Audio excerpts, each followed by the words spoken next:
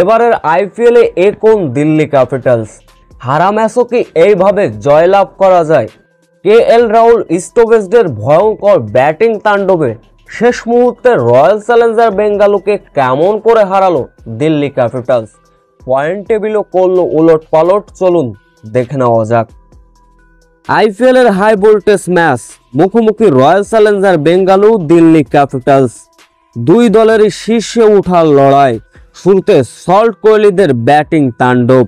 17 বলে 37 রানে কোহলির সঙ্গে ভুল বোঝাবুঝিতে আউট হলেন ফিলিপ সল্ট। এরপর রয়্যাল চ্যালেঞ্জার বেঙ্গালুরু ছিল টপ অর্ডারদের ব্যাটিং ব্যর্থতার গল্প। শেষের দিকে টিম ডেভিড 20 বলে 37 রানের ইনিংস, যার ফলে দিল্লি ক্যাপিটালসকে 164 রানের মোটামুটি লক্ষ্য ছুড়ে দিয়েছিল রয়্যাল চ্যালেঞ্জার বেঙ্গালুরু। ছোট লক্ষ্য অবশ্যই শুরুতে কাবু হয়ে গেল পেসার ইয়াশ দয়ালের বোলিং তোপে।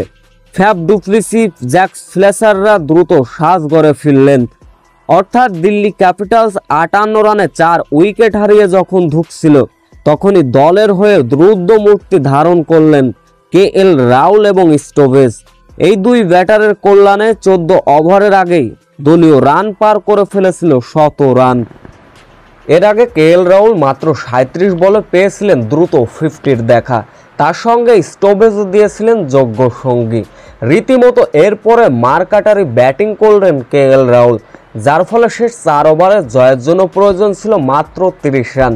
মূলত কেএল রাহুল স্টোভেজদের এমন দায়িত্বশীল ব্যাটিংয়েও হারা ম্যাচ ইজিভাবেই রয়্যাল চ্যালেঞ্জার বেঙ্গালুরুকে হারালো দিল্লি ক্যাপিটালস।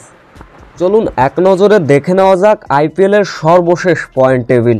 সমান 2 8 পয়েন্ট নিয়ে 1-এ অবস্থান গুজরাট টাইটান্স, 2-এ অবস্থান দিল্লি ক্যাপিটালস। সমান পয়েন্ট নিয়ে 3-এ অবস্থান রয়্যাল চ্যালেঞ্জার বেঙ্গালুরু। চতুর্থ অবস্থানে রয়েছে পাঞ্জাব কিংস।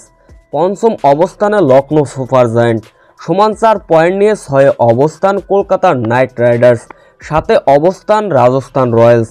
সমান 2 পয়েন্ট নিয়ে 8-এ অবস্থান মুম্বাই ইন্ডিয়ান্স। 9-এ অবস্থান চেন্নাই সুপার কিংস। 10-এ অবস্থান সানরাইজ হায়দ্রাবাদ।